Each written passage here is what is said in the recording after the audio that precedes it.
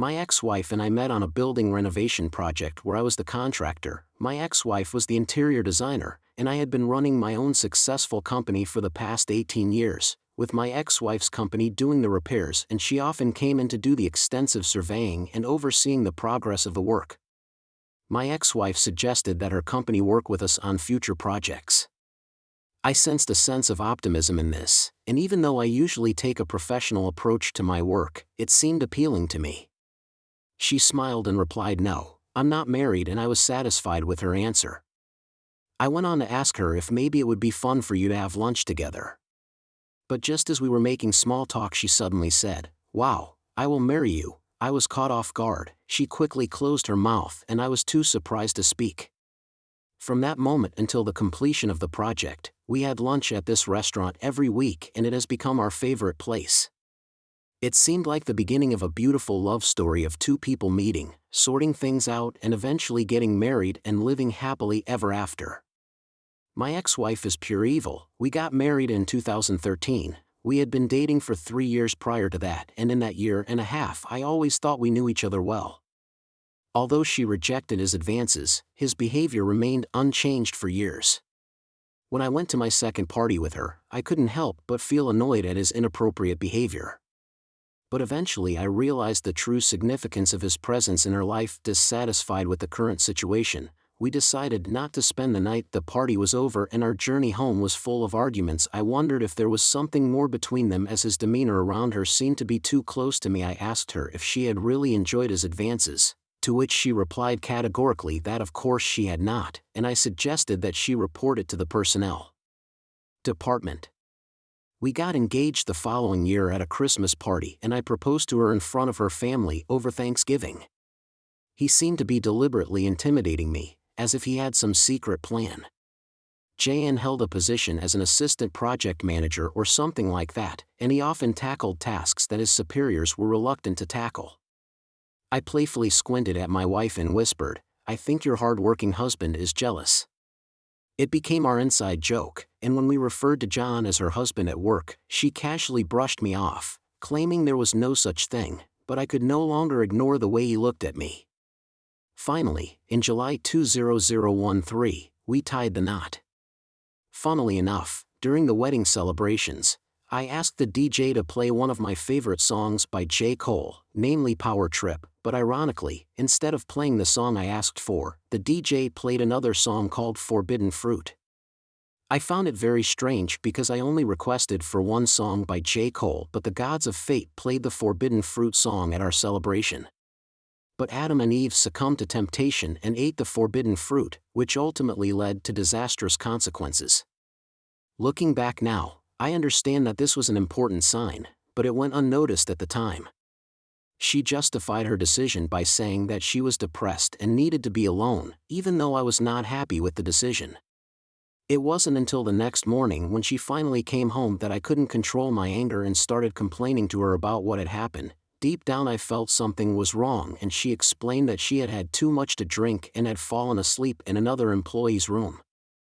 I continued to vent my annoyance at her. "You need to grow up and take responsibility. You are an adult, you have a family," I said. I don't mind her going somewhere alone, but lying to me and avoiding my calls in this manner is unacceptable.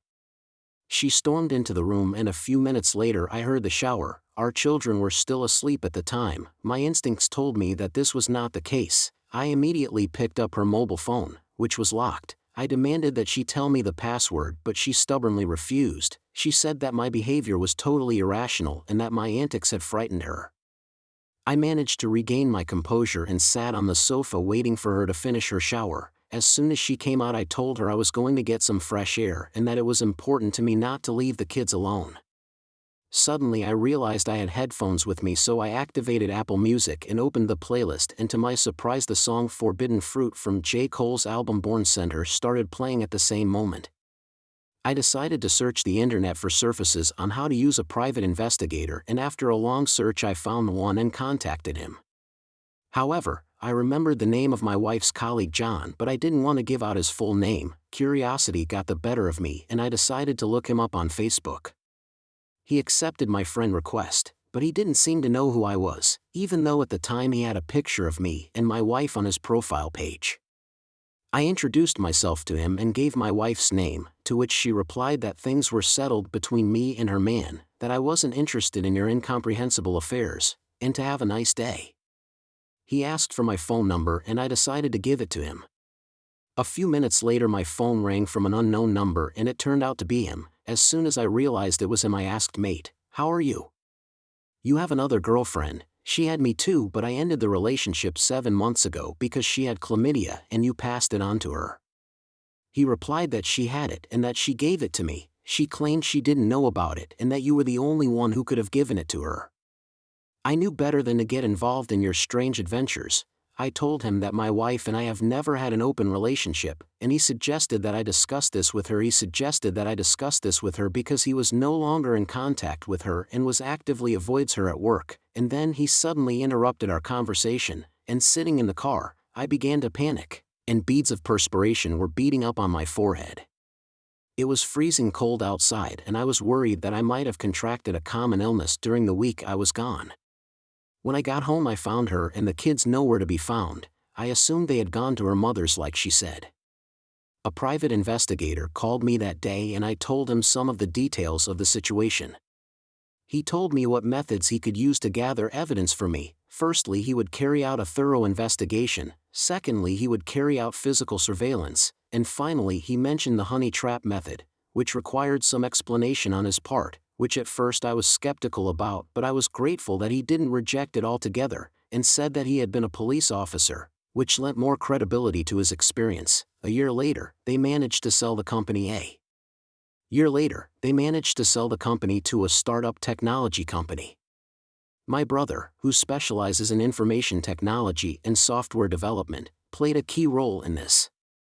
According to him, he even helped women to collect evidence to accuse their husbands of infidelity because he despised cheaters so much. Furthermore, he said that one of the 5 children they had together was not biologically his child. Nevertheless, he emphasized that he still played the role of the father of this child and that his relationship with all of his children was still as strong as ever, and then he recounted his professional activities. A man who seemed to be related to everyone imaginable: lawyers, doctors, FBI employees, yes, the case, anyone who had a relationship. In the course of our conversation, I discovered that he had even worked with a celebrity, a revelation that solidified my confidence that this man was truly trustworthy. When a private investigator told me that he and my ex-wife had dinner together regularly, it was painful for me. It was a painful revelation for me, and ironically, that's how our paths crossed. We often had lunch together and I still have photos of them taken at different hotels. On the recordings we can hear him asking how my children are doing. If he used the phrase "how are they doing" when asking about them, I could assume he was genuinely worried, but when he called them my children I became very angry. The lawyer explained that while the mother can refuse part of the paternity test, her consent is not required if her DNA is not used for testing purposes. In the case of DNA testing, it should be considered that the potential father has parental responsibility for any children involved in the analysis process. Knowing this, I immediately arranged for the test to be carried out on the following Friday, when my wife was allegedly staying with her mother. I say allegedly because deep down I know very well that this is an outright lie. I sincerely hope that you will soon realize the importance of making positive changes in your life, and if you can pull together to make things better for our family, the children, and I would thank you from the bottom of our hearts. I have already had the necessary tests done for myself and the children, and to my surprise the process was not as long as I expected, and despite it being late on Friday, if I had started the tests earlier I probably would have had the results the same day. It's hard for most people to understand this, but it's only possible to truly recognize the experience if you've been there yourself. If she had been standing in front of me at the time, I'm afraid I would have risked losing my life by doing something rash. I told the lawyer that I wanted to end the situation once and for all. The lawyer nodded understandingly and then our meeting was over. I gave the attorney the contact information for the private investigator I had hired and instructed him to deliver the divorce papers to my ex-wife's office building. I asked my private investigator to provide me with a record of the entire process and he assured me that it would go off without a hitch and that this was nothing new to him as he had performed similar tasks in the past and would do so in the future. My private investigator opened the footage and I later found out that he had carefully hidden the device in his shirt pocket for this purpose. After parking his car on the street, he got out of the car and started to put coins in the parking meter. As I watched the footage later, I couldn't help but wonder why he put too many coins in the meter. Curiosity got the better of me and I asked him about it. His answer was simple: you never know how long the whole process is going to take. Then he went to my ex-wife's office in the city center. As he approached the building, I noticed a passing man stop and look out of the window. The video was very interesting, and in the end he managed to get into the building and with a sincere look on his face walked up to the security desk and declared that he was looking for my ex-wife from a completely fictitious company. He was checked by HNX Interior Security and then sent to the appropriate room and taken to the floor where their offices are located. After waiting for almost 8 minutes, another person approached him and asked him the purpose of his visit. He again repeated that he needed to speak to my ex-wife and mentioned that he had a parcel specifically for her. The kind man offered to pick up the parcel on her behalf and said that he could give it to them, but my private investigator insisted that he give it to her in person.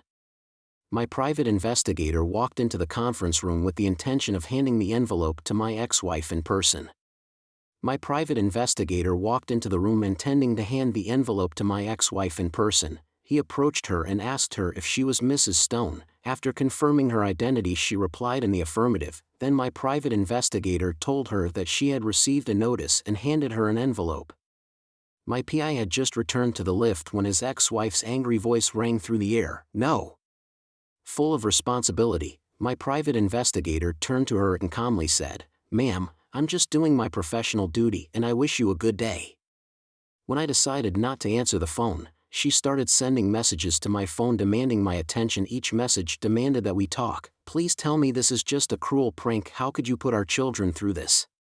Turns out he was well known in our city's legal community, and my attorney apparently maintained a warm relationship with him. According to the attorney, they had a frank conversation, which revealed that this was not the attorney's first infidelity, as he had been unfaithful to his wife before, even though she had found the strength to forgive him before that. A few months later, while our divorce proceeding was still underway, the results of a DNA test revealed that AP was indeed the father of the child, and that he was not the father of the child. Results indicated that AP was indeed the biological father of the twins. The attorney shared this important information with me, which shed light on the whole situation.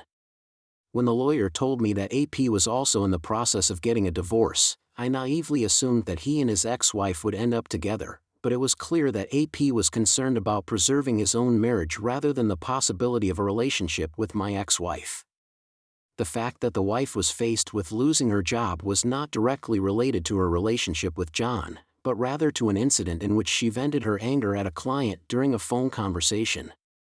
Perhaps the stress caused by the divorce affected her. She became short-tempered and did her job poorly, and ultimately, her declining performance led to her replacement and eventual dismissal. Later, I learned the exact reason for her dismissal from one of her colleagues, who told me in detail the reasons for her dismissal, including JN's claim that she had given him chlamydia. I asked her if she was aware of my wife's infidelity with JN or anyone else as others were. The coworker replied casually that this type of husband in the workplace or wife in the workplace situation was common enough. These days, such relationships usually do not extend beyond the office, but sometimes they do extend beyond the professional framework. Let me introduce myself. My name is John and my wonderful wife's name is Grace. We are both 34 years old and physically I don't consider myself overweight, but it wouldn't hurt to lose a few kilos. But everything changed when I met my future wife in my freshman year of college. Admired by many, my wife Grace never lacked for attention from men. Her mirror-like presence instantly lit up any room, exuding an infectious energy, and her playful nature elicited nothing but admiration from me. She was an orthopedic registered nurse at a prestigious hospital, and my working hours were usually 9 hours a day, 6 days a week, but sometimes due to my busy schedule I had to work longer hours to solve complex or time-critical problems. To make up for the limited intimacy of the weekends, we tried to engage in deeper communication, and our conversations often centered around fantasies, which we both agreed could only be imaginary scenarios. She fulfills all my needs and constantly assures me that I am the love of her life. Her work schedule was 4 days a week, rotating every 4 weeks from Monday to Thursday for a total of 13 hours a day, and her day and night shifts in orthopedics were usually 7 to 8 hours, 00 a.m. Over the past 2 years, I had continually convinced her that she needed to find a stable job, but she was passionate about her current career and was unwilling to change. After we managed to pay off our mortgage, we mutually decided to postpone starting a family until we were settled in a house and neighborhood that was convenient for us. I immediately sent a message to my wife telling her that I was not feeling well and that I was coming home. My wife replied that she suggested I take cold medicine. I inquired about the exact type of cold medicine and where it was stored. She quickly replied that it was Tamiflu and that she kept the cold medicine in a pill box in the second drawer of the bathroom dresser.